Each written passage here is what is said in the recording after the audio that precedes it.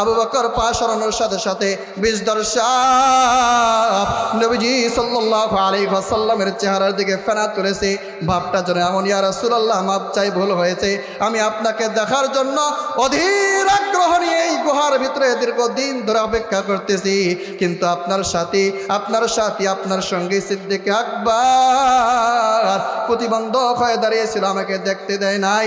বারবার চেষ্টা করেছি, বাধ্য হয়ে কামড় দিয়েছি। বিশ্ব পয়গম্বর জনাবি মুহাম্মদুর রাসূলুল্লাহ রাতের অন্ধকারে ঘর থেকে বের হয়ে সিদ্দিক আকবরের বাড়ির দরজায় গিয়ে করাঘাত করলেন। ডাক দিয়ে বললেন, সিদ্দিক আকবর, আবু বকর, আপনার আমার নবী জনাবি মুহাম্মদুর রাসূলুল্লাহ সাল্লাল্লাহু আলাইহি ওয়াসাল্লামের সঙ্গে রওনা হয়ে গেলেন। যে বিশ্ব নবী জনাবি মুহাম্মদুর রাসূলুল্লাহ ডাক দিয়ে বলেন, আবু বকর, তোমার পরিবার পরিজন স্ত্রী সন্তান তাদের কাছ থেকে বিদায় নিয়ে নাও। সিদ্দিক আকবর রাদিয়াল্লাহু তাআলা আনহু ইতিপূর্বেই পরিবারের সমস্ত সদস্যদের কাছ থেকে বিদায় নিয়ে রেডি হয়ে আছেন। সিদ্দিক আকবর ডাক দিয়ে বলেন, ইয়া রাসূলুল্লাহ, আমার আগের থেকে রেডি হওয়া, তাদের কাছ থেকে আগেই আমি বিদায় নিয়ে রেখেছি। সকালবেলা উঠে যখন আমার সন্তানরা আমাকে দেখবে আমি সিদ্দিক আকবর ঘরের ভিতরে নাই, তারা বুঝতে পারবে বিশ্ব পয়গম্বরের সাথে চলে গেছি। সিদ্দিক আকবর হযরত আবু বকর রাদিয়াল্লাহু তাআলা আনহুকে নবীজি সাল্লাল্লাহু আলাইহি ওয়াসাল্লাম ডাক দিয়ে বলেন, আবু বকর, তোমাকে ডাক দেওয়া মাত্রই ঘরের দরজা তুমি খুলে দিলে, কারণটা কি? আবু বকর রাদিয়াল্লাহু তাআলা আনহু ডাক দিয়ে বলেন, পয়গম্বর, আপনি যেদিন থেকে আমাকে হিজরতের জন্য তৈয়ার থাকতে বলেছেন, সেদিন থেকে আমি আবু বকর বিছানার সাথে পিঠ লাগাই না। যখনই কঠিন ঘুম আসত, সিদ্দিক আকবর রাদিয়াল্লাহু তাআলা আনহু বলেন, যখন খুব প্রচুর ঘুম আসতো, চক্ষু আর মানত না, আমি আবু বকর দরজার সাথে হালান দিয়ে একটুখানি ঘুমায়া পড়তাম। কারণ বিশ্বনবী জনাবি মুহাম্মদুর রাসূলুল্লাহ সাল্লাল্লাহু আলাইহি ওয়াসাল্লাম আসার পরে যদি আবু বকরকে বারবার ডাক দিতে হয় তাহলে নবীজির কষ্ট হবে। এই জন্য আমি আবু বকর বিছানায় পিঠ লাগাই না, আমি আবু বকর নির্ঘুম রাত্রি যাপন করি। বিশ্বনবী জনাবি মুহাম্মদুর রাসূলুল্লাহ সাল্লাল্লাহু আলাইহি ওয়াসাল্লাম সিদ্দিক আকবর আবু বকর রাদিয়াল্লাহু তাআলা আনহু কে নিয়ে হিজরতের জন্য রওনা করলেন। হযরত আবু বকর রাদিয়াল্লাহু তাআলা আনহু নবীজির সঙ্গে চলতেছেন। চলতে চলতে চলতে চলতে কোনবার সিদ্দিক আকবর নবীজি সাল্লাল্লাহু আলাইহি ওয়াসাল্লামের ডান দিকে দৌড়ে চলে যান, আবার কখনো বাম দিকে চলে আসেন, আবার কখনো সামনে চলে যান, আবার কখনো পিছনের দিকে চলে আসেন। বিশ্বনবী জনাবি মুহাম্মদুর রাসূলুল্লাহ সাল্লাল্লাহু আলাইহি ওয়াসাল্লাম ডাক দিয়ে বলেন, আবু বকর, তুমি এমন করতেছো কেন? কখনো ডানে যাও, কখনো বামে যাও, কখনো সামনে যাও, কখনো পিছনে যাও, তোমার মাকসাদ তো বুঝি না। সিদ্দিক আকবর ডাক দিয়ে বলেন, নবীজি, ওই মালিকের কসম করে বলি, আমার বড় ভয় হয়, আমরা যখন পথে চলতেছি আমার বড় ভয় হয়, না জানি ডান দিক থেকে কোনো কাফের আপনাকে লক্ষ্য করে আপনার চেহারার দিকে তীর মারে। এই জন্য আমি আবু বকর সাথে সাথে ডান দিকে চলে যাই। ডান দিকে চলতে চলতে হঠাৎ মনে হয়ে যায় না জানি বাম দিক থেকে কোনো শত্রু আপনার উপর আক্রমণ করে বসে, এই জন্য আমি ডানে থাকি না, আবার বাম দিকে চলে যাই। আবার হঠাৎ করে মনে হয় না জানি পিছন দিক থেকে কোনো কাফের আমার পয়গম্বরের দিকে তীর মারে, এই জন্য আমি আবু বকর ডানে বামে থাকতে পারি না, পিছনে চলে যাই। আবার থাকতে থাকতে মনে হয় না জানি ডান দিক থেকে বাম দিক থেকে তো আছেই, সামন দিক থেকে কোনো কাফের উত পেতে বসে থাকতে পারে, আমার পয়গম্বরের দিকে আক্রমণ করতে পারে। এই জন্য আমি আবু বকর কখনো ডানে কখনো বামে, কখনো সামনে কখনো পিছনে, কসম ওই মালিকের আমার গায়ে তীরগুলো আসবে, বিদ্ধ হবে, আপনি পয়গম্বরের শরীরে যেন না লাগে। আমার নবী জনাবি মুহাম্মদুর রাসূলুল্লাহ সাল্লাল্লাহু আলাইহি ওয়াসাল্লাম নবীজি সাল্লাল্লাহু আলাইহি ওয়াসাল্লাম আবু বকর সিদ্দিক রাদিয়াল্লাহু তাআলা আনহুকে নিয়ে চলতেছেন। চলতে চলতে চলতে চলতে বড় ক্লান্ত হয়ে গেছেন। একটা সময় নবীজি সাল্লাল্লাহু আলাইহি ওয়াসাল্লাম চলতে চলতে পায়ের সাথে পাথরের আঘাত লেগে পায়ের আঙ্গুল ফেটে রক্তাক্ত হয়ে যায়। ডাক দিয়ে বলে, আবু বকর, আমি মনে হয় আর চলতে পারতেছি না আবু বকর, পায়ে বড় ব্যথা পেয়েছি, রক্তাক্ত হয়েছে, আমার চলতে বড় কষ্ট হয়। আমি আবু বকর আপনাকে কাঁধে নিয়ে সামনে কদম বাড়াতে চাই। বিশ্বনবী জনাবি মুহাম্মদুর রাসূলুল্লাহ সাল্লাল্লাহু আলাইহি ওয়াসাল্লাম সিদ্দিক আকবরের ঘরে উঠে বসলেন। সিদ্দিক আকবর আবু বকর রাদিয়াল্লাহু তাআলা আনহু দেরি করলেন না। নবীজি সাল্লাল্লাহু আলাইহি ওয়াসাল্লামের প্রেম আর ভালোবাসা বক্ষে ধারণ করে বিশ্বনবী জনাবি মুহাম্মদুর রাসূলুল্লাহ সাল্লাল্লাহু আলাইহি ওয়াসাল্লামকে কাঁধে নিয়ে সিদ্দিক আকবর সেই সওর পাহাড়ের দিকে উঠতে লাগলেন। 5000-এর বেশি ফিট উঁচু পাহাড়। এত বড় পাহাড়ে সাধারণ মানুষ উঠতে ভয় পায়, এত বড় পাহাড়ে হাজী সাহেবরা যারা যান উঠতে ভয় পান, উঠতে উঠতে ক্লান্ত হয়ে যান, নিচ থেকে উপরে মানুষ দেখা যায় না।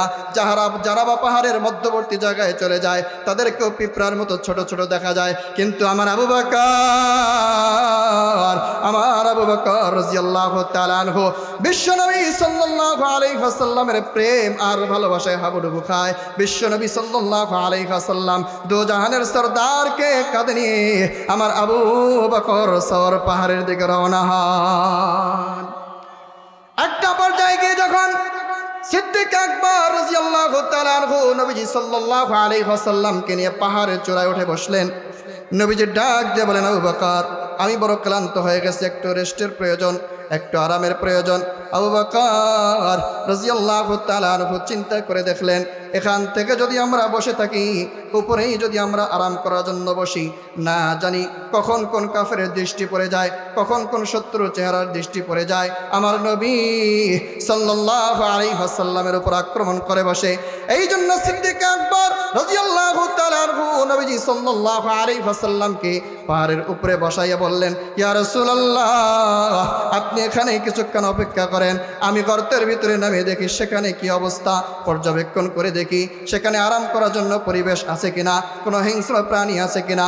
আমার আবু বকর রাদিয়াল্লাহু তাআলা আনহু গুহার ভিতরে অবতরণ করলেন, নামিয়ে দেখতেছেন বিভিন্ন রকমের ময়লা আবর্জনা সবগুলো সিদ্দিক আকবর পরিষ্কার করার পরে তাকায় দেখলেন এখানে আরাম করার তেমন কোনো পরিবেশ নাই, নানান দিকে বিভিন্ন দিকে গর্ত ভরা, না জানি কখন কোন সাপ চলে আসে, কখন কোন বিচ্ছু চলে আসে। আপনার আমার নবী বিশ্ব পয়গম্বরের উপর না জানি কখন যেন আক্রমণ করে বসে। এই জন্য আবু বকর সিদ্দিক রাদিয়াল্লাহু তাআলা আনহু নিজের গায়ের চাদরটা ছিঁড়ে ছিঁড়ে টুকরো টুকরো করে গুহার ভিতরের সমস্ত দরজাগুলো বন্ধ করে দিলেন। বন্ধ করতে করতে একটা পর্যায়ে আবু বকরের সমস্ত চাদরের কাপড়গুলো শেষ হয়ে যায়, একটা মাত্র গর্ত বাকি। আমার নবী সাল্লাল্লাহু আলাইহি ওয়াসাল্লামকে যেভাবেই হোক আরামের জন্য বিছানা করে দিতে হবে। সিদ্দিক আকবর আবু বকর রাদিয়াল্লাহু তাআলা আনহু নিজের চাদর যখন শেষ হয়ে গেল, একটা মাত্র গর্ত বাকি, নিজের পায়ের গোড়ালি দিয়ে সেই গর্তের মুখটা আটকাইয়া দিলেন। এবার নবীজি সাল্লাল্লাহু আলাইহি ওয়াসাল্লামকে ডাক দিয়ে বলেন, আমার নবী আপনি এখন আসতে পারেন, আপনার আরামের জন্য বিছানা রেডি হয়ে গেছে। আমার নবী জনাবে মুহাম্মদুর রাসূলুল্লাহ সাল্লাল্লাহু আলাইহি ওয়াসাল্লাম গর্তের ভিতরে অবতরণ করলেন। অবতরণ করার পরে সিদ্দিক আকবরের কোলের ভিতরে মাথা রাখলেন। মাথা রাখার পরে আমার নবী ক্লান্ত শরীর নিয়ে কিছুক্ষণের মধ্যেই ঘুমায়া পড়ে। বিশ্বনবী জনাবে মুহাম্মদুর রাসূলুল্লাহ সাল্লাল্লাহু আলাইহি ওয়াসাল্লাম কিছুক্ষণ পরে যখন ঘুমায়া পড়ে, এদিক থেকে গর্তের ভিতরে সাপ বারবার বের হয়ে আসার চেষ্টা করে, কিন্তু বের হয়ে আসতে পারে না। সমস্ত গর্তের মুখগুলো বন্ধ। একটা গর্তের কাছে এসে দেখে মানুষের গোশতের ঘ্রাণ পাওয়া যায়। বারবার আক্রমণ করেছে সাপ, আঘাত করে পা সরায় না। একবার অতিষ্ঠ হয়ে সাপ অতিষ্ঠ হয়ে সিদ্দিক আকবরের পায়ের উপরে আক্রমণ করে বসে, সবল মেরে বসে। সিদ্দিক আকবরের শরীরের ভিতরে সাপ পরিপূর্ণ বিষ ঢুকাইয়া দেয়। দুনিয়ার কোনো মানুষের শরীরের ভিতরে যখন সাপ বিষ ঢুকাইয়া দেয়, মানুষটা ঠিক থাকতে পারে না, মানুষটা বিবর্ণ হয়ে যায়, চক্ষুগুলো লাল হয়ে যায়, মানুষের বিবর্ণ হয়ে যায়, মানুষ ঠিক থাকতে পারে না। মেরে দোস্ত, ওই সাপটা 2-1 বছরের বয়সের সাপ ছিল না, 600 বছরের প্রবীণ সাপ। হযরত মুসা আলাইহিস সালাতু ওয়াস সালামকে সাপ ডাক দিয়ে বলেছিলাম ওই পয়গম্বর মুসা, আমি বিশ্ব পয়গম্বর আখিরি নবী জনাব মুহাম্মদুর রাসূলুল্লাহ সাল্লাল্লাহু আলাইহি ওয়াসাল্লামের আগমনের কথা শুনেছি। আমার বড় চাহিদা, আমার বড় ইচ্ছা, আমি বিশ্ব পয়গম্বরকে একটা নজরে দেখব। কিভাবে দেখব? কোথায় থাকলে দেখব? আমার পয়গম্বর মুসা আলাইহিস সালাতু ওয়াস সালাম সাপকে ডাক দিয়ে বলেন, সাপ তুমি এই পাহাড়ের এই গর্তের ভিতরে থাকো, আমার পয়গম্বর একদিন এই গর্তের ভিতরে আসবে। 600 বছরের প্রবীণ সাপ বিশ্ব পয়গম্বর জনাব মুহাম্মদুর রাসূলুল্লাহ সাল্লাল্লাহু আলাইহি ওয়াসাল্লামকে দেখার অধীর আগ্রহ নিয়ে বিষাক্ত সাপ গর্তের ভিতরে অপেক্ষা করতেছে। কিন্তু হযরত আবু বকর রাদিয়াল্লাহু তাআলা খুব প্রতিবন্ধক হয়ে দাঁড়িয়েছে, বিশ্ব পয়গম্বরকে দেখা যায় না। সাপ একটাবার বাধ্য হয়ে সিদ্দিক আকবরের পায়ের ভিতরে কামড় বসায় দেয়। 600 বছর প্রবীণ সাপের ব্যথা কেমন হতে পারে?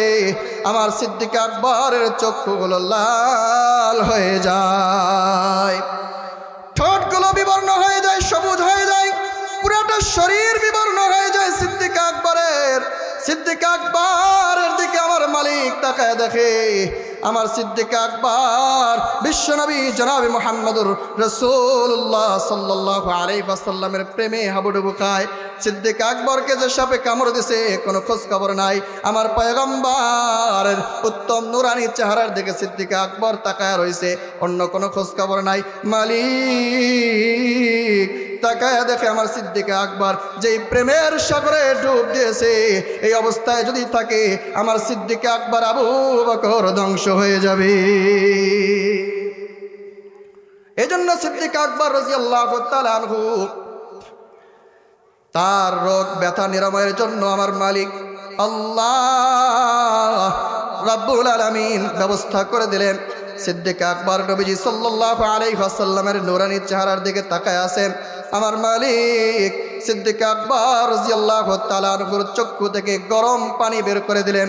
গরম পানি যখন আমার নবীর নরম চেহারার উপরে পড়ে যায়, নবীজি সাল্লাল্লাহু আলাইহি ওয়াসাল্লামের ঘুম ভেঙে যায়। তাকায় দেখে আকবর সিদ্দিক আকবর আবু বকর রাদিয়াল্লাহু তাআলা আনহু বিবর্ণ অবস্থা। তাকায় দেখে চক্ষুগুলো লাল, ঠোঁটগুলো সবুজ হয়ে গেছে। সিদ্দিক আকবরের জীবন নাশের অবস্থা। টাকা ডাক দিয়া বলে আবু বকর তোমার কি হয়েছে, তোমার এই অবস্থা কেন? আবু বকর ডাক দিয়ে বলে ইয়া রাসূলুল্লাহ, এই যে দেখেন পাটা সরাই দিলাম। আবু বকর পা সরানোর সাথে সাথে বিষধর সাপ নবীজি সাল্লাল্লাহু আলাইহি ওয়াসাল্লামের চেহারার দিকে ফেনা তুলেছে। ভাবটা যেন এমন, ইয়া রাসূলুল্লাহ মাপ চাই, ভুল হয়েছে, আমি আপনাকে দেখার জন্য অধীর আগ্রহ নিয়ে এই গুহার ভিতরে দীর্ঘদিন ধরে অপেক্ষা করতেছি, কিন্তু আপনার সাথী আপনার সঙ্গে সিদ্দিক আকবর প্রতিবন্ধক হয়ে দাঁড়িয়েছিল, আমাকে দেখতে দেয় নাই। বারবার চেষ্টা করেছি, বাধ্য হয়ে কামড় দিয়েছি। নবীজি সাল্লাল্লাহু আলাইহি ওয়াসাল্লাম নিজের মুখের লালা সিদ্দিক আকবর রাদিয়াল্লাহু তাআলা আনহুর এই পায়ের গোলালির সেই ক্ষত জায়গায় লাগিয়ে দিলেন। খোদার কসম নবীজির মুখের লালা সিদ্দিক আকবরের পায়ে লাগার সঙ্গে সঙ্গে সিদ্দিক আকবরের শরীরের সমস্ত বিষ পানি হয়ে যায়। এই ছিল সিদ্দিক আকবর রাদিয়াল্লাহু তাআলা আনহু নবীজি সাল্লাল্লাহু আলাইহি ওয়াসাল্লামের প্রতি তার প্রেম, ভালোবাসা, মহব্বত। এই জন্যই তো আমার আল্লাহ রাব্বুল আলামিন বলেছেন যে যদি আমি আল্লাহকে পেতে চাও তাহলে আমার পয়গম্বরের মহব্বত করো। আমার পয়গম্বরকে মহব্বত করলেই আমি আল্লাহকে পেয়ে যাবা। এই জন্য আল্লাহ রাব্বুল আলামিন মাপকাঠি দিয়েছেন যে আমি আল্লাহকে যদি কেউ পেতে চায় সেজন্য আমার পয়গম্বর জনাবে মুহাম্মদুর রাসূলুল্লাহ সাল্লাল্লাহু আলাইহি ওয়াসাল্লামকে মহব্বত করে। যে আমার পয়গম্বরের অনুসরণ করবে, তার জিন্দেগি, তার আদর্শকে নিজের জীবনে বাস্তবায়ন করবে, সেও সেই উজ্জ্বল নক্ষত্র সাহাবায়ে কেরাম রাদিয়াল্লাহু তাআলা আনহুমদের মতো নিজের জীবনকে উজ্জ্বল করতে পারবে। তো মুফাসসিরিন ইকরাম লিখেছেন, হযরত আবু বকর রাদিয়াল্লাহু তাআলা আনহু নবীজি সাল্লাল্লাহু আলাইহি ওয়াসাল্লামের সেই হেরা গুহার সঙ্গী, তিনি যেই কষ্ট করেছেন, যেই ব্যথা সহ্য করেছেন, এই কষ্টের কারণে মুফাসসিরিন ইকরাম লিখেছেন যে তাম পৃথিবীর উম্মতের আমল হযরত আবু বকর রাদিয়াল্লাহু তাআলা আনহুর আমলের সমান হবে না। কারণ যত উম্মত আমল করবে সমস্ত উম্মতের আমলের একটা অংশ, একটা পার্সেন্টেজ হযরত আবু বকর রাদিয়াল্লাহু তাআলা আনহুর আমল নামায় অটোমেটিক ঢুকে যাবে। এই জন্য আমরা যত ইবাদত গুজার হই, যত আমলদার হই না কেন, যত আমল করি না কেন, সমস্ত আমলের একটা অংশ আবু বকর রাদিয়াল্লাহু তাআলা আনহুর আমল নামার ভিতরে অটোমেটিক চলে যায়। এজন্য আবু বকর রাদিয়াল্লাহু তাআলা আনহুর কিয়ামতের ময়দানে নবীর পরে সবচেয়ে তার আমলের পাল্লা ভারী হবে, যেহেতু তিনি কষ্ট